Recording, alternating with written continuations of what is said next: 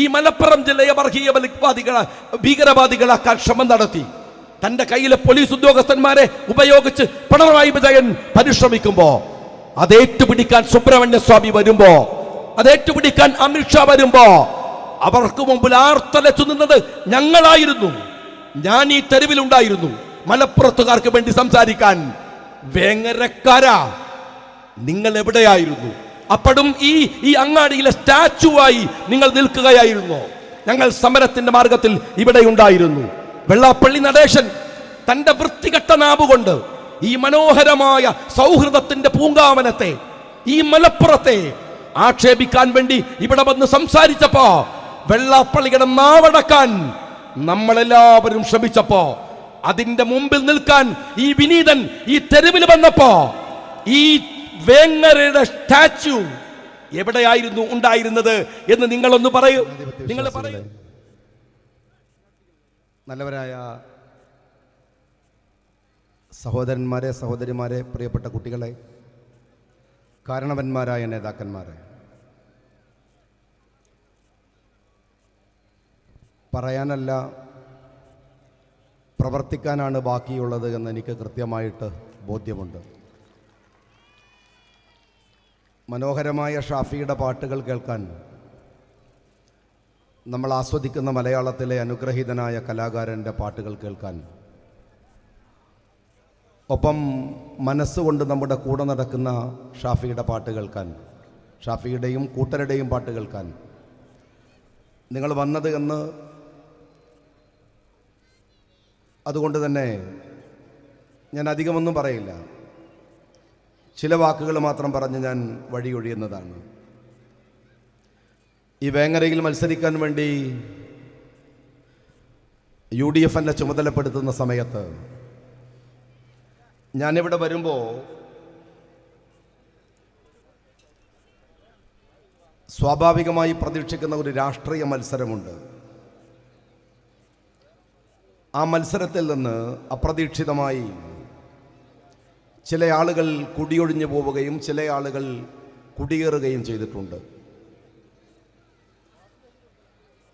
ഇവിടെ കഴിഞ്ഞ തെരഞ്ഞെടുപ്പിൽ മത്സരിച്ചിരുന്നത് അരിവാൾ ചുറ്റിക നക്ഷത്രമാണ്.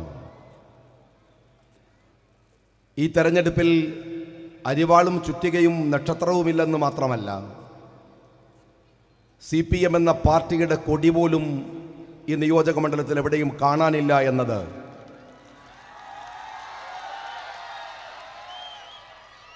അരിവാളും ചുറ്റികയും നക്ഷത്രം മാത്രമല്ല, നിങ്ങളുടെ കൊടിയടയാളം വരെ പറിച്ചു കളയാൻ കഴിഞ്ഞു എന്നതിലുള്ള സന്തോഷമാണ് തുടങ്ങുമ്പോൾ തന്നെ എന്നെ സംബന്ധിച്ചിടത്തോളം ഉള്ളത്.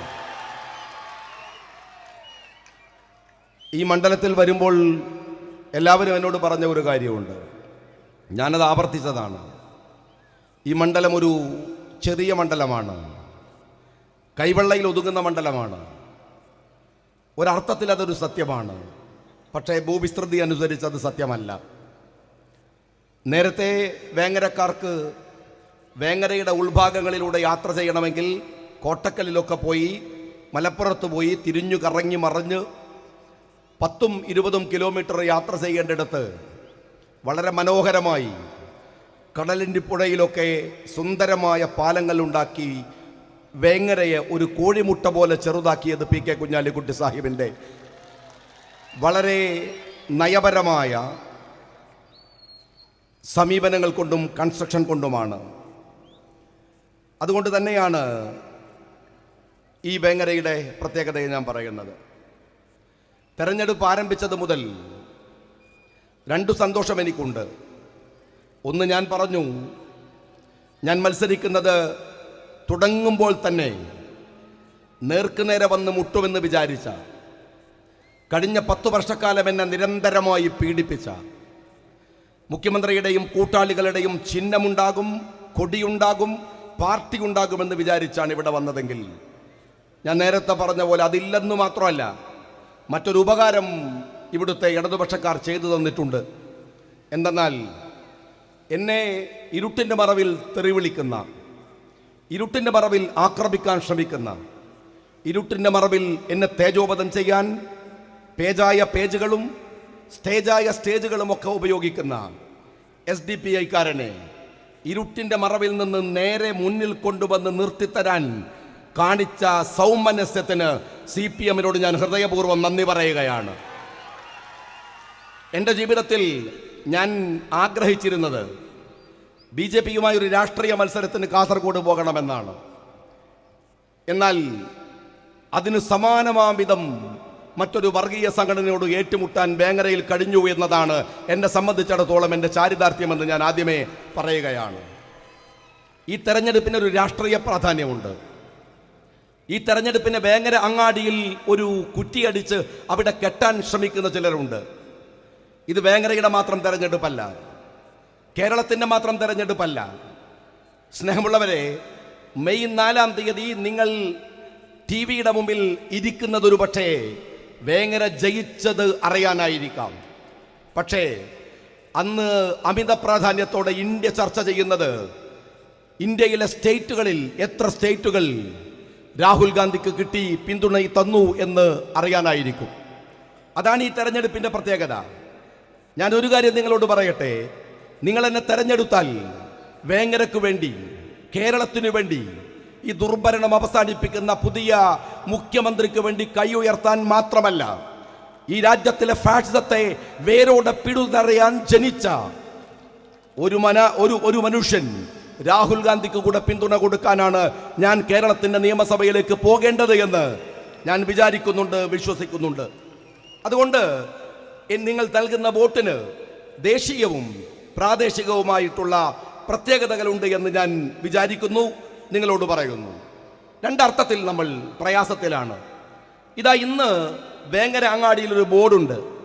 വേങ്ങരയിലെ നയാര പെട്രോൾ പമ്പിൽ വില വർദ്ധിച്ചിരിക്കുന്നു, പെട്രോളിൻ്റെ വില വർദ്ധിച്ചിരിക്കുന്നു. നയാര പെട്രോൾ പമ്പിൽ നാളെ അതെല്ലായിടത്തും ഉണ്ടാകും. മിനിഞ്ഞാന്നാണ് ഗ്യാസിൻ്റെ വില വർദ്ധിച്ചത്. ഇത്രമേൽ അഴിമതി നിറഞ്ഞ, ഇത്രമേൽ മനുഷ്യനെ പിടിഞ്ഞെടുക്കുന്ന, നിങ്ങൾ ഓർക്കണം, ക്രൂഡ് ഓയിലിന് ഒരു ബാരലിന് $100 ഉള്ള സമയത്തുള്ള റേറ്റാണ് 60-ഉം 65-ഉം റേറ്റ് ഉള്ളപ്പോഴും ഈ രാജ്യം കൂട്ടുന്നത് എന്ന് നിങ്ങൾ മനസ്സിലാക്കണം. ഭീകരമായ അഴിമതി, അദാനിയെ മുന്നിൽ നിർത്തി നടത്തുന്ന അഴിമതി. നമുക്കറിയാം, ഇറാനിൽ നടന്ന യുദ്ധം എങ്ങനെയാണ് വേങ്ങര അങ്ങാടിയിൽ ബാധിക്കുന്നത്. ഇവിടെ ചിലർ വേങ്ങര അങ്ങാടിയിലെ തെരഞ്ഞെടുപ്പ് എന്ന രൂപത്തിൽ കൈകാര്യം ചെയ്യുന്നുണ്ടല്ലോ. ഞാൻ അവരോട് ചോദിക്കുന്നു, പിന്നെ എങ്ങനെയാണ് ഇറാനിൽ ബോംബ് വീണപ്പോൾ വേങ്ങരയിൽ ഗ്യാസ് തീർന്നത്? രാഷ്ട്രീയം അറിയില്ലെങ്കിൽ ഞാൻ അവരോട് പറയട്ടെ, ലോകം ഇപ്പോൾ ഒരു രാജ്യവും സ്വതന്ത്രമായി നിൽക്കുന്നവരല്ല. എല്ലാ രാഷ്ട്രങ്ങളും തമ്മിൽ ഇന്റർ കണക്ടിവിറ്റി ഉണ്ട്. എല്ലാ രാഷ്ട്രങ്ങളും തമ്മിൽ ഇന്റർ കണക്ടിവിറ്റി ഉണ്ട്. ഇതൊരു ഗ്ലോബൽ വില്ലേജ് ആണ്. ഇതൊരു ഗ്ലോബൽ വില്ലേജ് ആണ്. ആ അർത്ഥത്തിലാണ് ഇറാനിലെ യുദ്ധം നമ്മളുടെ വേങ്ങരയെ ബാധിക്കുന്നത്. ഞാൻ സ്നേഹപൂർവ്വം പറയട്ടെ, ഇന്ദിരാഗാന്ധിയെ പോലെ ഒരു ധീരയായ ഭരണാധികാരി ഇന്ത്യക്കുണ്ടായിരുന്നുവെങ്കിൽ, രാഹുൽ ഗാന്ധിയെ പോലെ ഒരു നെഹ്റുവിയൻ ടച്ചുള്ള ഭരണാധികാരി ഈ രാജ്യത്തുണ്ടായിരുന്നുവെങ്കിൽ, നിക്സനോട് നിങ്ങൾ നിങ്ങളുടെ പണിയെടുത്തോ എന്ന് പറയാൻ ധൈര്യം കാണിച്ച ഇന്ദിരയുടെ അനുയായി ഈ രാജ്യം ഭരിക്കുന്നുണ്ടായിരുന്നുവെങ്കിൽ, ഇറാനിൽ ബോംബ് വീടുമ്പോ പശ്ചിമേഷ്യയിൽ ബോംബിടാൻ നിനക്കെന്ത് അധികാരമെന്ന് അമേരിക്കയോട് ചോദിക്കാൻ ഇന്ത്യക്കാകുമായിരുന്നു. ഇന്ത്യ ചോദിക്കുമായിരുന്നെങ്കിൽ അവിടെ ആ ബോംബ് വീടുമായിരുന്നില്ല. പക്ഷേ എപ്സ്റ്റനോട് സൗഹൃദം പുലർത്തുന്ന ഒരു ഭരണാധികാരിയാണ് ഇന്ത്യക്കുള്ളത് എന്നത് അപമാനകരമാണ്. അവരുടെ മുമ്പിൽ നിക്സൺ അല്ല ഉള്ളത് എന്നതും നമുക്കറിയാവുന്നതാണ്. കേന്ദ്രത്തിലെ അവസ്ഥ ആ അർത്ഥത്തിൽ തന്നെയാണ്. കേരളം, രണ്ടാമത്തെ ഘടകം കേരളമാണ്. 10 വർഷമായി സ്നേഹമുള്ളവരെ നമ്മൾ അനുഭവിക്കുകയാണ്. 10 വർഷക്കാലം. ഒരു കാര്യം ഞാൻ ഈ സദസ്സിനോട് ചോദിക്കട്ടെ, എല്ലാം കേന്ദ്രത്തിൻ്റെ കുഴപ്പമെന്നെങ്കിലും പറഞ്ഞ് രക്ഷപ്പെടാൻ സഖാവ് പിണറായി വിജയൻ ശ്രമിക്കുന്നുണ്ടോ? ഉണ്ടെങ്കിൽ ഒരു ചോദ്യമുണ്ട്. ഡീസലിന്റെ വില വർദ്ധിപ്പിക്കുന്നത് കേന്ദ്രം മാത്രമാണോ? പെട്രോളിന്റെ വില വർദ്ധിപ്പിക്കുന്നത് കേന്ദ്രം മാത്രമാണോ? ഗ്യാസിന്റെ വില വർദ്ധിപ്പിക്കുന്നത് കേന്ദ്രം മാത്രമാണോ? എങ്കിൽ വേങ്ങര അങ്ങാടിയിൽ നിന്ന് അടിക്കുന്ന ഒരു ഡീസലിനേക്കാൾ എങ്ങനെയാണ് കർണാടകയിൽ 10 രൂപ കുറയുന്നത്? വേങ്ങരയിൽ നിന്ന് അടിക്കുന്ന പെട്രോളിനേക്കാൾ എങ്ങനെയാണ് നിലമ്പൂർ ചുരം കയറി തമിഴ്നാട്ടിലെത്തിയാൽ പെട്രോളിന്റെ വില കുറയുന്നത്? അവിടെ ഭരിക്കുന്നവർക്ക് അധിക ചാർജ് വേണ്ട എന്നവർ തീരുമാനിക്കുന്നു. അവരെന്താ ചെയ്യുന്നത്? സെൻട്രൽ ഗവൺമെന്റ് കൂട്ടുന്ന അധിക വില കേരളത്തിനോ കർണാടകക്കോ തമിഴ്നാട്ടിനോ വേണ്ടെന്ന് പറയുന്നു.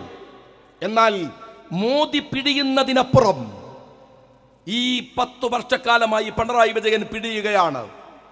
എൻ്റെ ചോദ്യം അതല്ല. എന്നിട്ട് ഇങ്ങനെയൊക്കെ പിടിഞ്ഞ് ടാക്സ് വാങ്ങിയിട്ട് ഈ അങ്ങാടിയിലെ കടകളുടെ മുഴുവൻ ടാക്സും വർദ്ധിപ്പിച്ചിട്ട്, നമ്മൾ നിൽക്കുന്ന വീടിൻ്റെയും കുടിലിൻ്റെയും ടാക്സുകൾ വർദ്ധിപ്പിച്ചിട്ട്, നമ്മൾ സഞ്ചരിക്കുന്ന വാഹനത്തിൻ്റെയും റോഡിൻ്റെയും ടാക്സുകൾ വർദ്ധിപ്പിച്ചിട്ട് സഖാവ് പിണറായി വിജയൻ എന്നിട്ടും കേരളത്തിൻ്റെ പൊതുകടം കുറയാത്തത് എന്ന് നിങ്ങളൊന്ന് പറയൂ.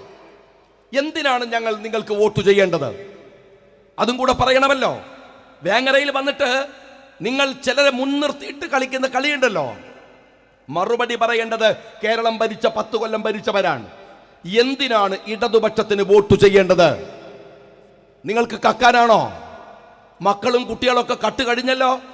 ഇനി മരുമക്കൾക്കും പേരക്കുട്ടികൾക്കും ഈ നാട് കക്കാൻ വേണ്ടിയാണോ അടുത്ത 5 വർഷത്തെ മാൻഡേറ്റ് നിങ്ങൾക്ക് നൽകേണ്ടത് എന്ന് നിങ്ങൾ പറയണം.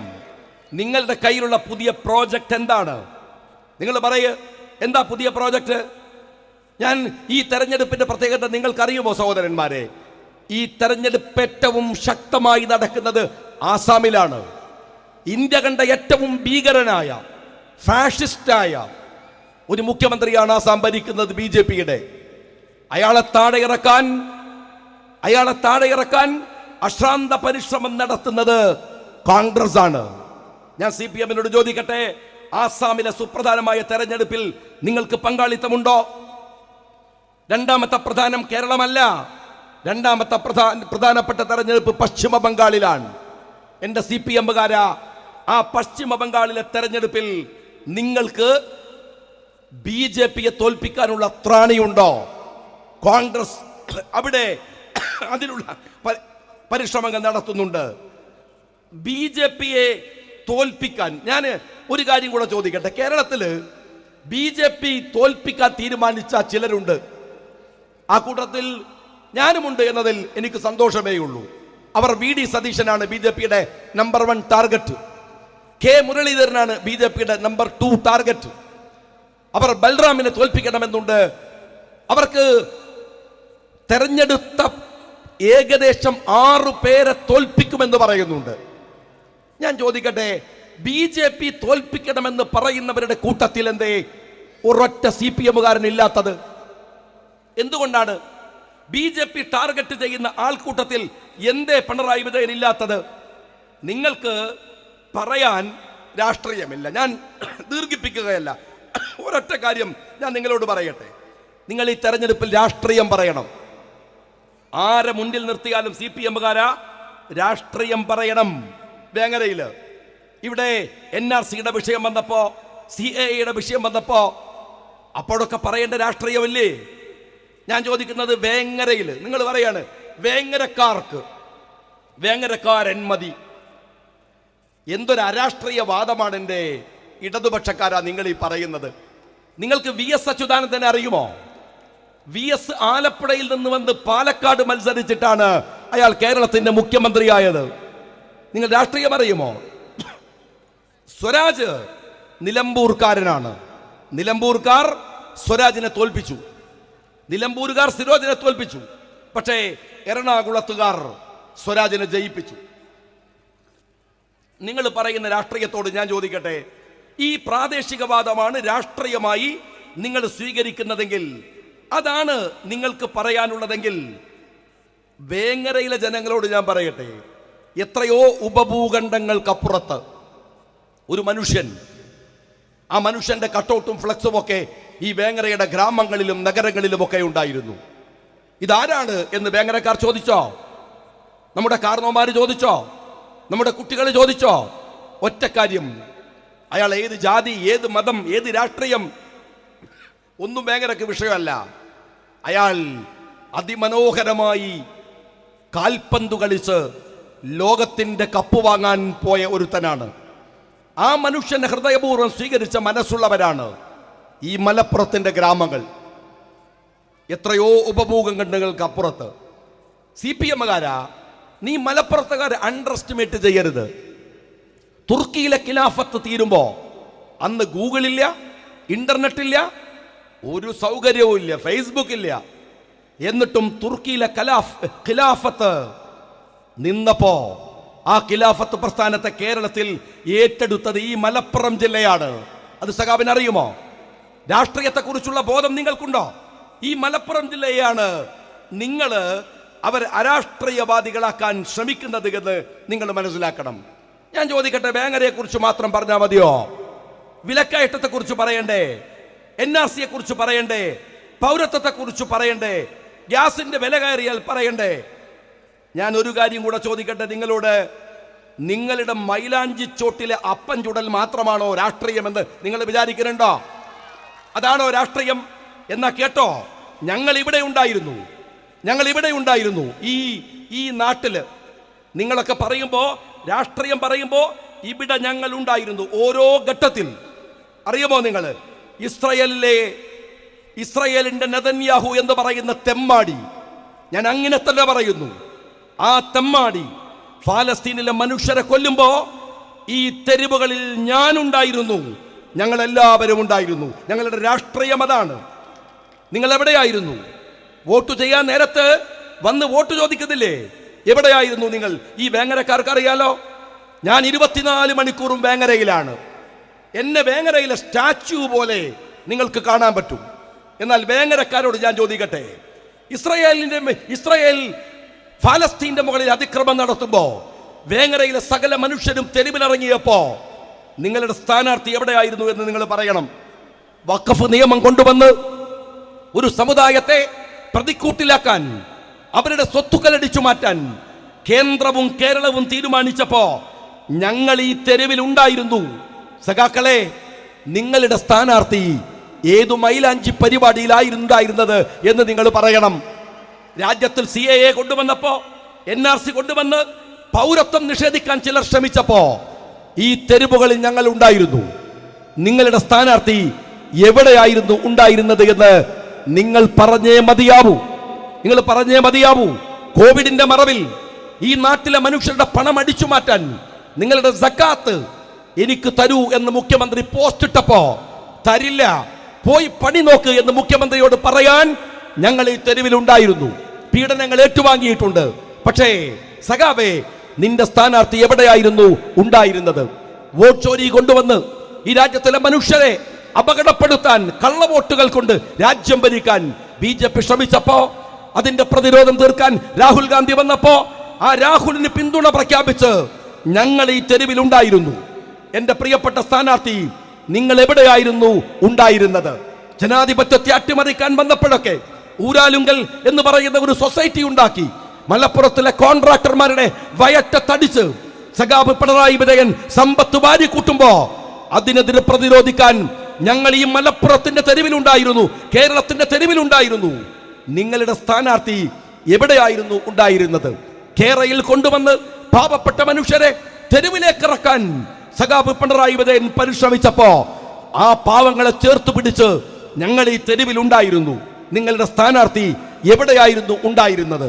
മധു എന്ന് പറയുന്ന ഒരു പാവം മനുഷ്യൻ വിശന്ന് പൊരിഞ്ഞ് ഒരു ഭക്ഷണം എടുത്തപ്പോ ആ പാവം മനുഷ്യരെ തച്ചുകൊല്ലാൻ ഈ രാജ്യത്തിലെ മാനുഷികതയില്ലാത്തവർ രംഗത്ത് വന്നപ്പോ മധുവിന് വേണ്ടി സംസാരിക്കാൻ ഞങ്ങൾ ഈ തെരുവിലുണ്ടായിരുന്നു.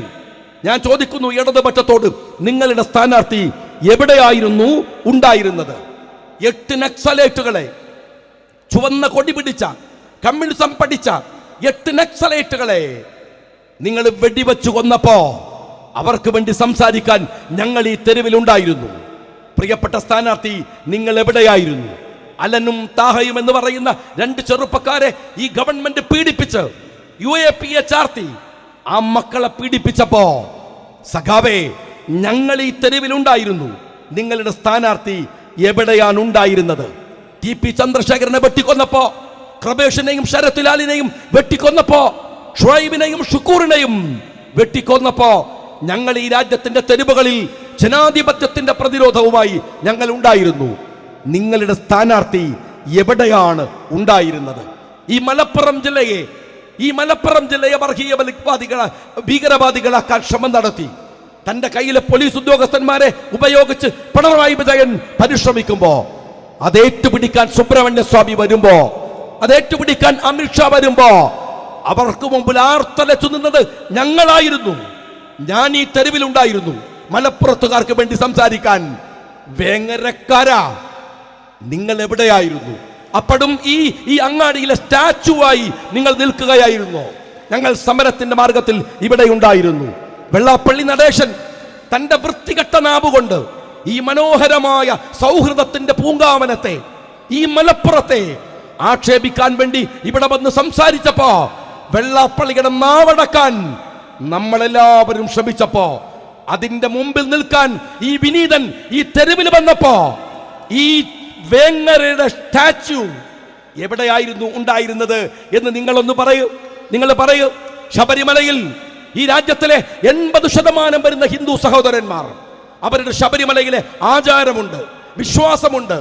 ആ വിശ്വാസത്തെ മറികടക്കാൻ മുസ്ലിങ്ങളെ പോലും ആ ജാഥയിലേക്ക് ചേർത്ത് നിർത്തി നിങ്ങൾ അപകടമുണ്ടാക്കാൻ ശ്രമിച്ചപ്പോ, ഈ രാജ്യത്തിലെ അയ്യപ്പ ഭക്തന്മാരെ നെഞ്ചോട് ചേർത്ത് പിടിച്ച് ഞങ്ങൾ ഈ വേങ്ങര അങ്ങാടിയിൽ ഉണ്ടായിരുന്നു, കേരളത്തിന്റെ തെരുവിലുണ്ടായിരുന്നു.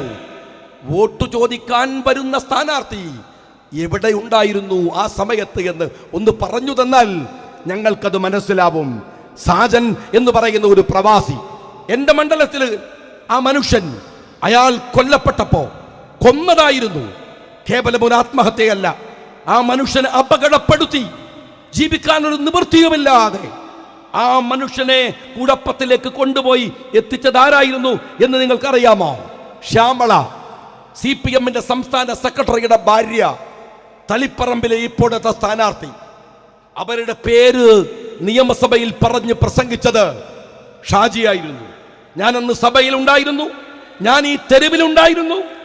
നിങ്ങളുടെ സ്ഥാനാർത്ഥി ഏത് മൈലാഞ്ചി ചോട്ടിലായിരുന്നു ഉണ്ടായിരുന്നത് എന്ന് നിങ്ങളൊന്ന് പറയൂ. ഞാൻ ചോദിക്കുന്നു നിങ്ങളോട് ഞാൻ ചോദിക്കുന്നു. CPM എന്ന് പറയുന്നത് ഒരു കൊള്ള സംഘമാണെന്ന് അന്ന് ഞാൻ പറഞ്ഞു. പ്രിയപ്പെട്ട സഹോദരന്മാരെ, അത് നിയമസഭക്കകത്തു വെച്ചാണ്.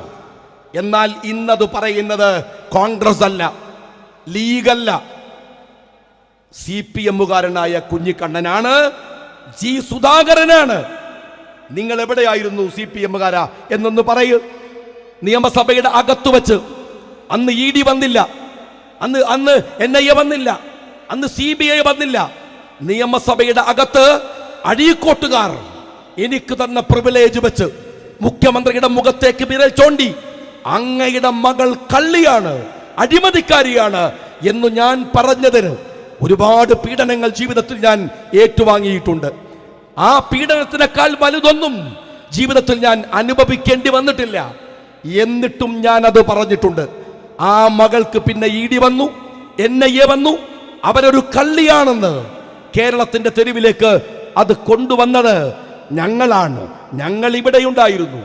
സഖാക്കളെ, നിങ്ങൾ രാഹുൽ ഗാന്ധിയെ അപമാനിക്കുമ്പോ, രാഹുൽ ഗാന്ധി പൊറാട്ട തിന്നാൻ വന്നു എന്ന് സ്വരാജ് അപമാനിക്കുമ്പോ, ആ മനുഷ്യൻ നമ്മുടെ പ്രതീക്ഷയുടെ അവസാനത്തെ ബസ്സാണ്, ലാസ്റ്റ് ബസ്സാണ് എന്ന് ഞാൻ പറഞ്ഞതിന് നിങ്ങൾ കളിയാക്കിയിട്ടുണ്ട്. പക്ഷേ അതല്ലാത്തൊരു ബസ്സില്ല എന്ന് ഇപ്പോഴും നിങ്ങൾക്ക് പറയാൻ കഴിഞ്ഞിട്ടില്ല. ഞങ്ങൾ ഈ തെരുവിലുണ്ടായിരുന്നു. എൻ്റെ ചോദ്യം ഇതാണ് വേങ്ങരക്കാരോട്: എവിടെയാണ് അനീതി നടക്കുമ്പോൾ, തെറ്റായ ഒരു കാര്യം വരുമ്പോൾ നിങ്ങൾ ഈ വേങ്ങരയിൽ നിന്ന് പല്ലിറുന്നതിന് മുമ്പ് ആർത്തലച്ചത് പറയാൻ ഈ ജനാധിപത്യത്തിന്റെ ഭൂമികയിൽ എന്നാൽ കഴിയുന്നതൊക്കെ ഞാൻ ചെയ്തിട്ടുണ്ട്. വിശ്രമിച്ചിട്ടില്ല, ബുദ്ധിമുട്ടിയിട്ടില്ല. ധീരന്മാർ ഒരിക്കലേ മരിക്കൂ എന്നത് എൻ്റെ ബോധ്യമാണ്. ഭീരുക്കൾ മരിച്ചുകൊണ്ടേ ഇരിക്കുമെന്നത് എൻ്റെ ബോധ്യമാണ്. നിങ്ങൾ എത്ര ഇല്ലാതെയാക്കാൻ ശ്രമിച്ചിട്ടും ഞാൻ അടങ്ങിയിട്ടില്ല. ഞാൻ സ്നേഹപൂർവം നിങ്ങളോട് പറയുന്നു, നിങ്ങൾ ഏതർത്ഥത്തിലാണ് ഇവിടെ ഈ നാട്ടില്, ഒന്നുകൂടെ ഞാൻ എൻ്റെ സഹോദരനായ സ്ഥാനാർത്ഥിയോട് പറയട്ടെ, വികസനം വികസനം അതാണല്ലോ പറയണത്. CPM-ന്റെ കൂടെ ചേർന്ന് നിന്നാൽ വികസനം ഉണ്ടാക്കാം എന്ന ഓർത്തോ. എല്ലാ വികസനവും എന്ന് പറഞ്ഞു ഒരന്യായത്തെ ന്യായീകരിക്കാൻ ഞങ്ങൾ വരില്ല. ഈ തെരഞ്ഞെടുപ്പിൽ തോറ്റുപോകുമെന്നത് സ്വാഭാവികമായും ഇടതുപക്ഷത്തിൻ്റെ വിധിയാണ്. പക്ഷേ അടുത്ത തെരഞ്ഞെടുപ്പിൽ കുറെ കൂടെ വേങ്ങരയിൽ വികസനം കൊണ്ടുവരാൻ BJP ആണെന്ന് നിങ്ങളുടെ സ്ഥാനാർത്ഥിക്ക് തോന്നിയാൽ അങ്ങോട്ട് പോയാലും ഞങ്ങൾ ഇവിടെ തന്നെ ഉണ്ടാകും. ആരെങ്കിലും കൊണ്ടുവരുന്ന വികസനം എന്ന് പറഞ്ഞിട്ട് ഏറ്റെടുക്കാൻ മാത്രം മതേതര ബോധമില്ലാത്ത, ജനാധിപത്യ ബോധമില്ലാത്ത, ഫാഷിസത്തെ തിരിച്ചറിയാത്ത ആളുകളല്ല ഞങ്ങൾ എന്നുകൂടെ ഞങ്ങൾ പറയാൻ ഞാൻ അവസാനിപ്പിക്കുന്നു. നിങ്ങൾ എന്നെ തെരഞ്ഞെടുത്താൽ ചില കാര്യങ്ങളുണ്ട്. വേങ്ങരയുടെ ട്രാഫിക് ഞാൻ ഉറപ്പ് തരുന്നു, ആ കാലയളവിൽ അത് പൂർണ്ണമായി പരിഹരിക്കാനുള്ള പരിശ്രമങ്ങൾ ഉണ്ടാവും. ഞാൻ നിങ്ങളോട് പറയുന്നു, ഞാൻ ഈ എല്ലാ സെക്ടറുകളിലെ ആളുകളെയും കണ്ടു, എല്ലാവരെയും കണ്ടു.